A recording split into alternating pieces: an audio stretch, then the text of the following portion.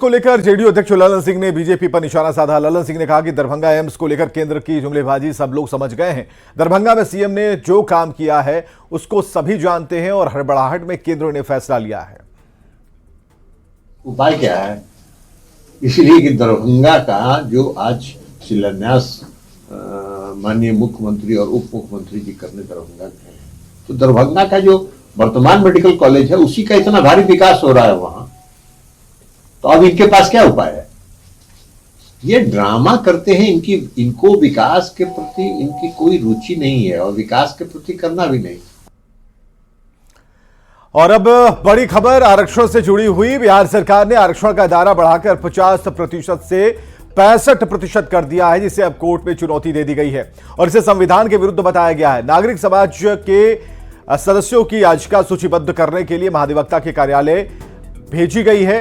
तो एक बड़ी खबर, नागरिक समाज के सदस्यों की याचिका जिसे महाधिवक्ता के कार्यालय को भेजा गया है।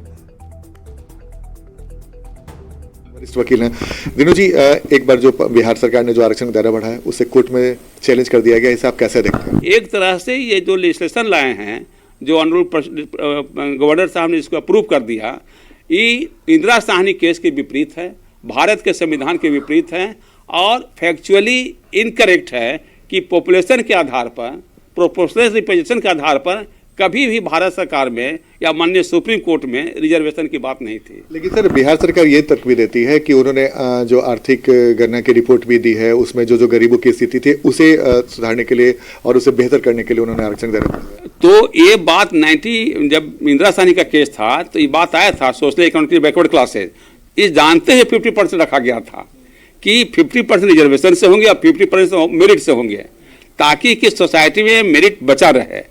ये कंसेप्ट नहीं था उस समय कि प्रोपोर्शनल रिप्रेजेंटेशन के आधार पर 50% रिजर्वेशन दिया गया था। तो ये जो इनका कंसेप्ट है बेस है, मेरे समय से सुप्रीम कोर्ट जजमेंट के विपरीत है। अच्छा सर, एक जो बार बार बिहार सरकार ये कर रही है कि इसे 9वीं अनुसूची में शामिल कर लेगी केंद्र सरकार, तो इसे चुनौती नहीं दी जा सकती है?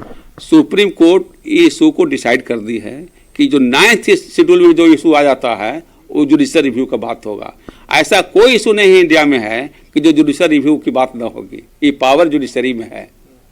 तो इसका मतलब कि 9वीं अनुसूची में अगर शामिल कर भी लिया जाता है तो इससे चुनौती दी जाती है? तो देखा जाएगा आर्टिकल 226 में या 32 ऑफ द कॉन्स्टिट्यूशन में कि जो सरकार ने अमेंडमेंट की है बिहार रिजर्वेशन एक्ट में, वह कानूनी रूप से उचित है अनुचित है, ये भी देखा जाएगा 9th शेड्यूल आ जाने के बाद भी।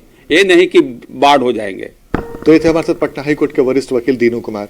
आनंद अमृतराज, न्यूज 18 नेटवर्क, पटना। इधर बिहार में आरक्षण का दायरा बढ़ने के बाद उसे पटना हाईकोर्ट में चुनौती दे दी गई और इसके बाद जेडीयू ने बीजेपी पर हमला बोला है।